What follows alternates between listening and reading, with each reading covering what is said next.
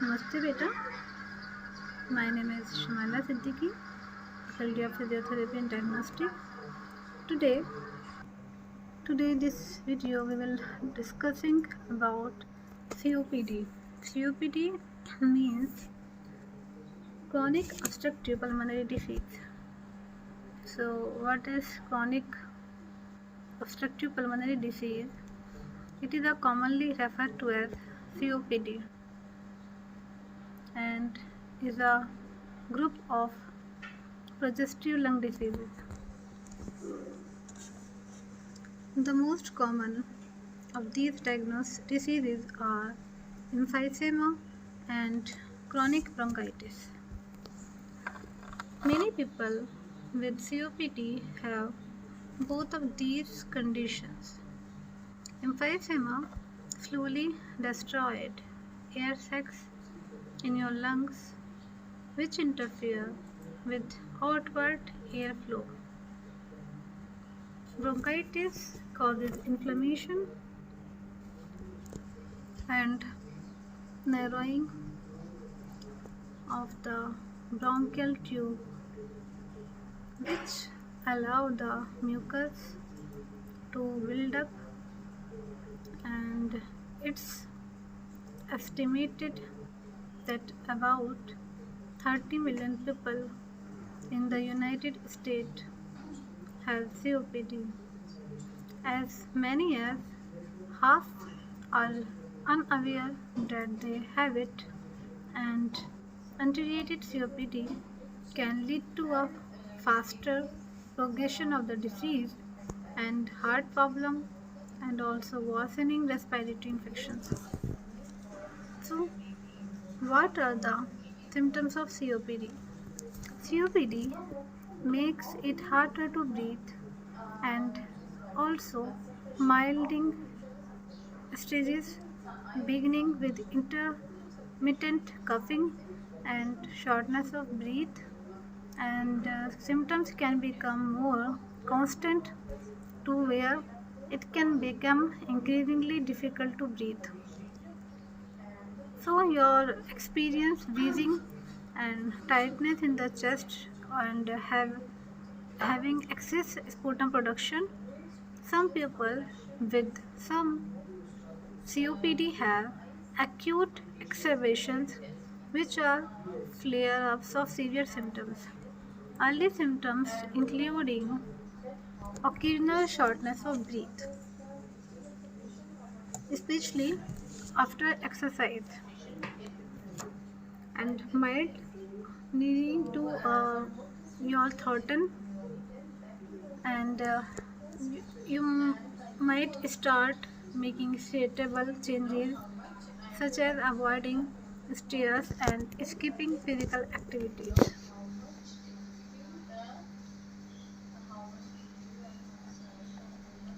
So what are the causes of COPD?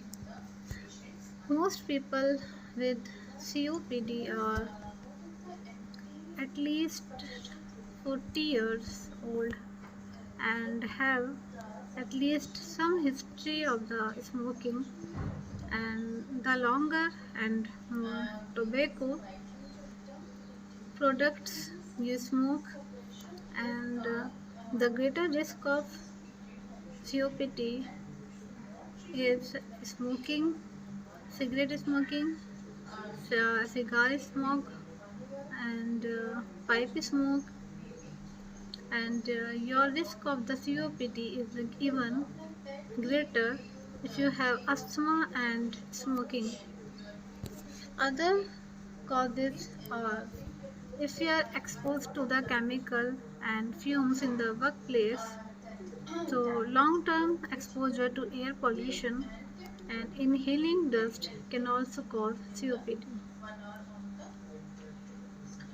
In developing countries, along with tobacco smoke, homes are often poorly ventilated, forcing families to breathe fumes from burning fuel used for cooking and heating, and there may be a genetic predisposition to developing of COPD.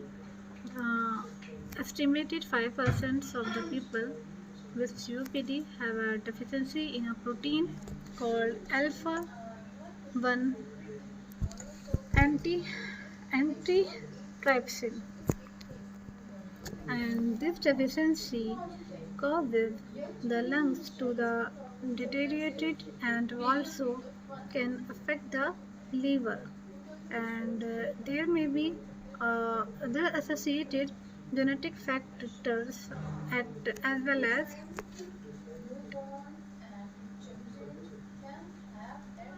what are the diagnoses of COPD. So there is no single test for the COPD diagnosis. It is based on symptoms and physical examinations and diagnostic test result. So when you visit the doctor, be sure to mention all of your symptoms. So you are a smoker and have smoked in the past, and your family history of COPD, and you take over the counter and prescriptions medications, and you are exposed a lot of second hand smoking, and so during the physical examination your doctor will use a stethoscope to listen to your lungs as you breathe, and based on all this information your doctor may order some of these tests to get a more sample pictures. Spirometry is a non-invasive test to assess lung function. During the test, you will take a deep breath and then blow into the tube connected to the spirometer. And the other test is imaging test like a chest X-ray and CT scan. And these images can provide a detailed look for the lungs, blood vessels, and heart. An arterial blood gas test, this involving taking a blood sample from an artery to measure the blood oxygen, CO2, and other important levels. So what are the next is what are the treatment of the COPD? Treatment can easy symptoms for the prevent complications and usually slow disease progression, and your healthcare provider team may including a lung specialist, also pulmonologist, and physical and respiratory therapist. So firstly, oxygen therapy.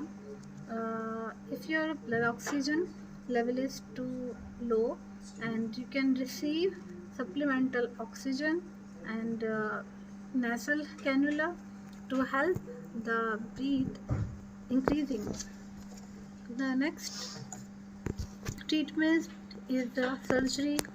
Surgery is a severe COPD cases used when the other treatments, and it is more likely when you have a form of severe emphysema. And one type of surgery is called bulectomy, and during this procedure surgeon remove large and abnormal air species from the lung. Another is lung volume reduction surgery, which removes damaged upper lungs tissue, and lung volume reduction surgery can be effective at improving breathing, but few patients undergo the major, somewhat risky procedure. And the next is lung transplantation. So lung transplantation is an option in some cases. Lung transplantation can effectively cure COPD, but it may also many risks. and there is less invasive method of improving the efficiency of the airflow in people with severe emphysema called endobronchial wall, which are one way of the wall that divert inspire to the healthy lungs and away from the non-functioning parts for the damaging lungs. So the next is, what are the lifestyle changes for the COPD patient? Certain lifestyle changes may also help to alleviate your symptoms or provide relief. If you smoker, so your you go to the doctor, so doctor can recommend appropriate products and support services, and whenever possibility avoid the smoking and other chemical medications, and also nutrition needs, and you help the work with your dietitian and to create a healthy eating plan, and talk to your healthcare provider and clinician how much exercise is safe for you. So next is, what are the medications of COPD? So medications can reduce symptoms, and it may some trial and errorly to find the medications and the dosage what works best for you. Firstly, I explained inhaled bronchodilator. Medicines also called bronchodilator help so loosen tight the muscles in your airways, and they are typically taken through the inhaler or nebulizer. Short acting bronchodilator lasts from 4 to 6 hours.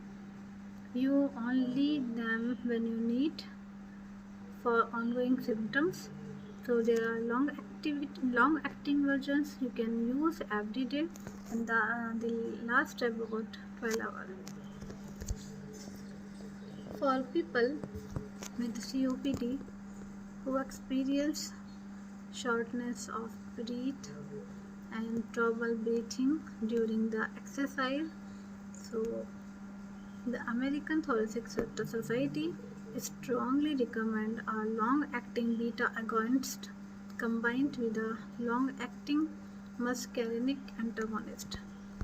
So these bronchodilators work by the relaxing tightened muscles in the airways, and these two types of bronchodilator can be taken in the combination by inhaler or with a nebulizer. The next medication is corticosteroids. Corticosteroids are commonly combined with inhaling glucocorticosteroids, and glucocorticosteroids can reduce inflammation in the airways and lower mucus production, and the long-acting bronchodilator can relax and the airway muscles to help the airways. So corticosteroids are also available in pill form. The next medication is phosphodiesterase for inhibitor. This type of inhibitor can be taken for in pill form to help reduce inflammation and relax the airways, and it is generally prescribed for the severe COPD with chronic bronchitis. The next medication is theophylline, antibiotics and antivirals, and vaccines.